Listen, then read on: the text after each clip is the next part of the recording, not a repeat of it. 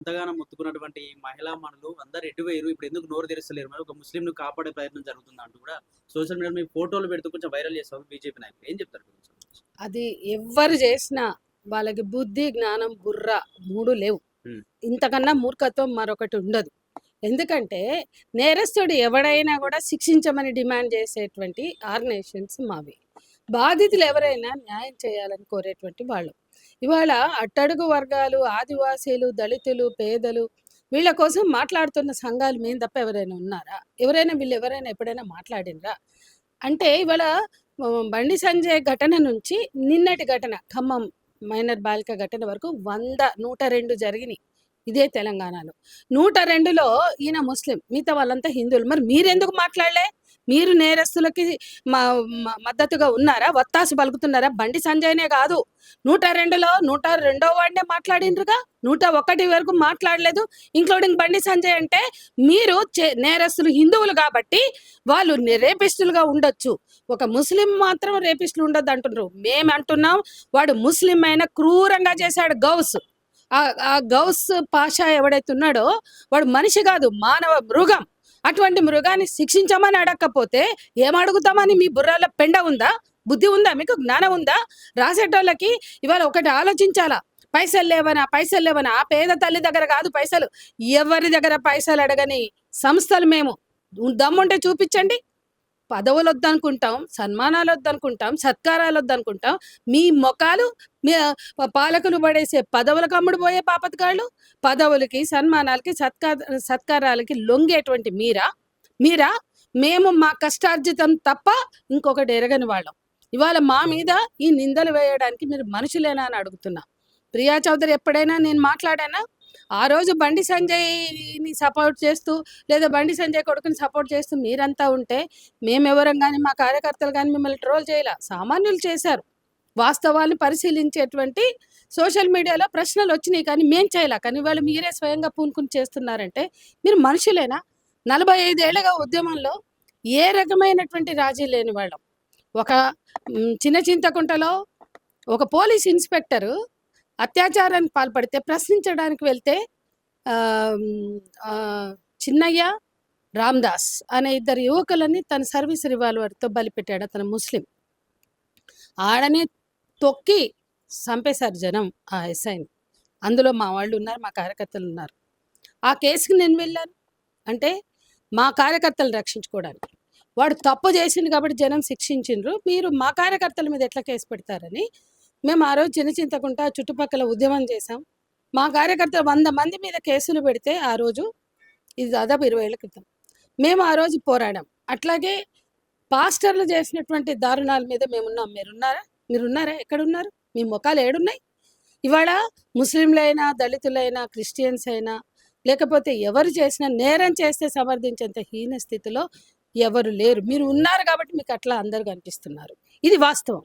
నేను అడుగుతున్నా, ఆ డేట్ తీయండి. మే 8 బండి సంజయ్ కొడుకు బండి భగీరథ్ మీద ఎఫ్ఐఆర్ అయింది కదా, ఆ తెల్లారే 3 అయినాయి. మరి మేము కూడా మాట్లాడలేదు కదా. మరి ఈ మధ్యలో హిందువులు చాలా మంది చేసిండ్రు, వాళ్ళందరికీ మేము సపోర్ట్ చేసినట్ట? చాలా జరిగినాయి. నిన్న చిక్కడపల్లిలో జరిగింది, నిన్న బొల్లారంలో జరిగింది. అంటే రోజు జరుగుతున్నాయి. మీరు ఎందుకు మాట్లాడతలేరు? ఒక గౌస్ గాడే మీకు ఎందుకు అనిపిస్తుండు? గౌస్ మానవ రూపం, వాడిని శిక్షించాలి, 100 మందిని కూడా శిక్షించాలి కదా. మరి మేము అనేక పనులలో ఉండి కొన్ని కేసులు చేయలేకపోవచ్చు. రోజు జరుగుతున్నాయి పోక్సో కేసులు. ప్రతి పోక్సో కేసులో ఉద్యమం చేస్తామా? ఒక హోమ్ మినిస్టరు, సెంట్రల్ కేంద్ర హోంశాఖ మంత్రి అక్కడ ఉల్టా కేసు పెట్టిండు, హనీ ట్రాప్ కేసు పెట్టిండు. మైనర్ బాలిక కేసు పెడితే ఉల్టా కేసు పెట్టడం ఒక కేంద్ర మంత్రిగా అది తప్పు. అట్లాగే బండి సంజయ్ కొడుకుని బండి భగీరథని దాపెట్టుకున్నాడు, ఆడ ఉన్నాడు, ఈడ ఉన్నాడు. అట్లాగే శాంతి ర్యాలీలు, లేకపోతే హనుమాన్ శోభాయాత్రలు జరిగితే దాంట్లో నీ కుటుంబ వ్యవహారాలు తీసుకొచ్చి పెట్టి రాముడిని, హనుమంతుని కూడా అవమానించినటువంటి స్థితి మీది. మీకెందుకు నోర్లు రాలే? మీ వ్యక్తిగత వ్యవహారాల్లో హనుమాన్ రథయాత్రని మీరు తీసుకురావద్దని మాట్లాడడానికి మీకు చేత కాలేదు. ఒక కేంద్ర హోంమంత్రి కంచే చేను వేసినట్లుగా కనురెప్పలే కాటేస్తే అన్నట్టుగా రక్షణ కల్పించవలసిన వ్యక్తే ఉల్లంఘించాడు కాబట్టి గట్టిగా మాట్లాడాం. ఆ తెల్లారి సంగారెడ్డిలో, వికారాబాద్లో జరిగిన దాన్ని మాట్లాడలేదు కదా. వాళ్ళు హిందువులే కదా నేరస్తులు, మేము మాట్లాడలేదు కదా. ఎందుకంటే అక్కడ నేరస్తులను అరెస్ట్ చేశారు. ప్రతిరోజు లా అండ్ ఆర్డర్లో రోజు రేపులు జరుగుతున్నాయి, మైనర్ బాలికల మీద దాడులు జరుగుతున్నాయి. ప్రతిరోజు వెళ్ళి మాట్లాడతారా? అది పాజిబులేనా? ఎందుకు మాట్లాడతారండి? ఇంత ఇంత బుర్ర, బుద్ధి లేకుండా, జ్ఞానం లేకుండా తినేది గడ్డా మరేమన్నానా? ఏం మాట్లాడుతుండ్రు? నేను అడుగుతున్న ఈ నెల రోజులు అది 8వ తారీఖు జరిగింది. ఇది 6వ తారీఖు జరిగినా కూడా 8వ తారీఖు బయటపడింది. 8 నుంచి 8కి నెల అయింది కదండి. నెల మధ్యలో చాలా పోక్సో కేసులు మేము మాట్లాడలేకపోయాం. కానీ వాళ్ళు సామాన్యులు కాబట్టి పోలీసులు అరెస్ట్ చేసిండ్రు. వాళ్ళు అప్పుడే అరెస్ట్ చేసిండ్రు, వాళ్ళు పంపిండ్రు. అంటే చట్టం తన పని చేస్తుంది. ఇక్కడ గౌస్ గారిని కూడా అరెస్ట్ చేసిండ్రు. మేము ఇవ్వలేదా? మా డిమాండ్ చూడండి. గౌస్ని కఠినంగా శిక్షించడానికి ఎఫ్ఐఆర్ నమోదు చేయాలి. గౌస్ని కఠినంగా శిక్షించడానికి ఛార్జ్ షీట్ దానికి తగిన విధంగా నమోదు చేయాలి అని. మేము బండి భగీరథ్ కొడుకుని కూడా ఉరి తీయమనో ఎన్కౌంటర్ చేయమని అడగలే. అట్లనే గౌస్ కూడా అడగలే. నేను బండి భగీరథ్ కొడుకుని ఉరి తీయమని అడగను, ఎన్కౌంటర్ చేయమని అడగను, చట్టబద్ధంగా శిక్షించమని చెప్పిన కదా. ఈరోజు గౌసుని ఉరి తీయమని లేదు, ఎన్కౌంటర్ చేయమని లేదంటే మేము ఏ కేసులో కూడా ఎన్కౌంటర్ అడగలే. ఎందుకంటే ప్రజల భుజాన తుపాకులు పెట్టి పేల్చే ఎన్కౌంటర్ సంస్కృతి మీద మాకు నమ్మకం లేదు. ఇక రెండో విషయం మేము ఇవాళ స్పష్టంగా చెప్తుంది. 8వ తారీఖు రాత్రి బయటకు వచ్చింది. 8, 9 మేము అసలు లేము. నేను లేను, నా మిత్రులు కూడా లేరు. మేము ఒక ముఖ్యమైన సమావేశాల్లో మా ఫోన్లు కూడా ఆఫ్ పెట్టుకుని మేము ఉన్నాం. మాకు బయటకు వచ్చింది విషయం 10వ తారీఖు. అసలు మేము చూసిందే మీడియా కానీ సోషల్ మీడియా కానీ 10వ తారీఖు. నేను ఫస్ట్ చూసింది నా మీద జరిగిన ట్రోలింగ్ ఘటన కాదు. ఎందుకంటే 2 రోజులు నేను వార్త ఫాలో కాలేదు. అది 6వ తారీఖు జరిగిన, బయటకు వచ్చింది 9వ తారీఖు. సరే, మాకు నిమ్స్లో బాధితురాలు ఉందని తెలియగానే నిన్న వెళ్ళాం. కుటుంబాన్ని మాట్లాడాం. తండ్రి రమేష్తో మాట్లాడాం, తల్లి పార్వతితో మాట్లాడాం, మేనమామ ప్రసాద్తో మాట్లాడాం, పెద్దమ్మతో మాట్లాడాం. అందరితో మాట్లాడి విషయ సేకరణ చేసి వివరాలు పూర్తిగా తీసుకుని హోంమంత్రి గారికి చేశాము. హోంమంత్రి శాఖకు చేశాం. ఎందుకంటే హోంమంత్రి ఎవరు? ముఖ్యమంత్రి. ఆయన వలకడు ఉలకడు. ఆయన ఏం జరిగినా చోద్యం చూస్తూ కూర్చుంటాడు. ఆయనకు కావాల్సిన ఆయన మాట్లాడుతూ ఉంటాడు. అక్కడి నుంచి మనకి రెస్పాన్స్ లేదు. మేము ఇంకా ఆమెకు మెరుగైన వైద్యం అందించడానికి హెల్త్ మినిస్టర్తో మాట్లాడాము. మేము హాస్పిటల్ అధికారులతో మాట్లాడాము. హెల్త్ మినిస్టర్ని కోరాము.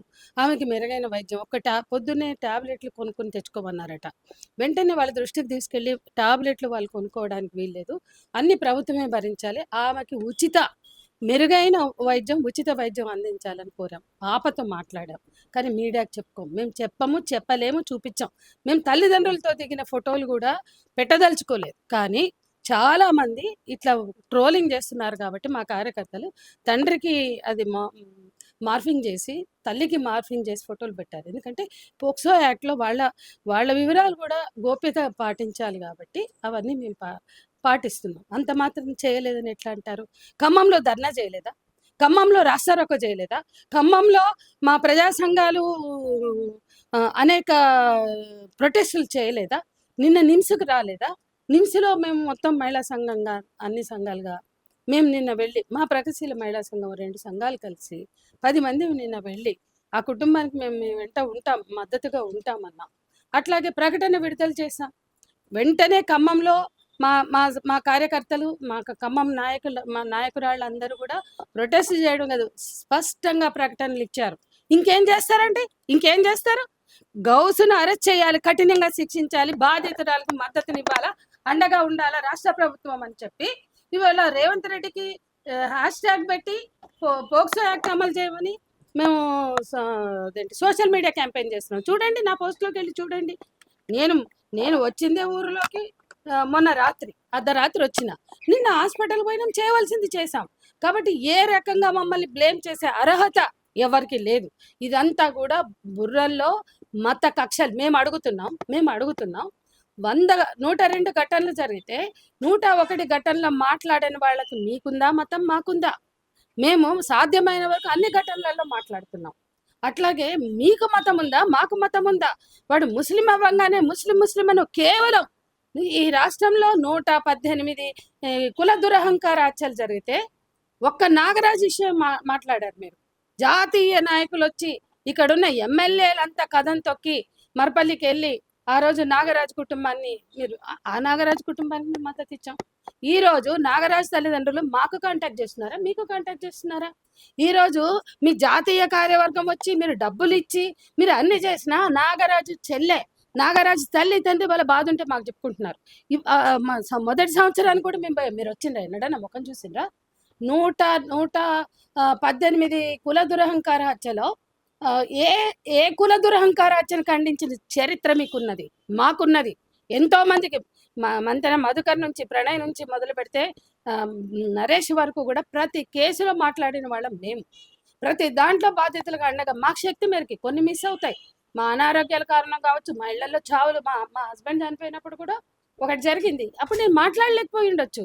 కానీ అంత మాత్రాన మా వైఖరి దానికి భిన్నంగా ఉంటుందా? ఒక్కటే గుర్తుపెట్టుకోండి, ఎవడైనా సోషల్ మీడియాలో ట్రోలింగ్ చేసే మీ అందరికీ కూడా మేము చెప్పదలుచుకుంది ఒకటే, బాధితురాలు ఎవరైనా వాళ్ళ కోసం నిలబడతాం. అంటే 1000 ఘటనలు జరిగితే 1000 ఘటనలలో ఫిజికల్గా పోలేకపోవచ్చు, కానీ అన్నిటి వైపులా ఇన్ ప్రిన్సిపల్ మేము ఉంటాం బాధితుల పక్షాన. నేరస్తుడు ఎవడైనా, ఏ కులమైనా, ఏ మతమైనా, ఏ జాతి అయినా ఆ లెక్కలు మాకుండవు. మీరు వాళ్ళు కేంద్ర మంత్రులు, వీడు బడా బాబు, వాడు సినిమా హీరో, వాడు తొక్క, వాడు తోలు అని మీకుంటాయి, మాకు ఉండవు. మాకు నేరస్తుడు ఎవడైనా శిక్షించాలని డిమాండ్ చేసే శక్తులం మేము. మీరు మీ బుర్రలో ఉన్న మీకున్న అజ్ఞానాన్ని, మీకున్న అహంకారాన్ని, మీకున్న నఫ్రత్ని మీరు పెంచి పోషించడానికి పుట్టారు. మీ బతుకంతా మత కక్షలు లేవనెత్తడమే, మతపరమైన రంగుని పులమడమే. మీకు నియతుంటే 102 కేసుల్లో మాట్లాడేవాళ్ళు, 101 హిందువులలో మాట్లాడని మీకేం నియతుంది? మీకు కదా మతం ఉంది, మీకు కదా మతం ఉంది. మాకా గౌస్ పాషాని ఏం చేసినా మాకు అనవసరం.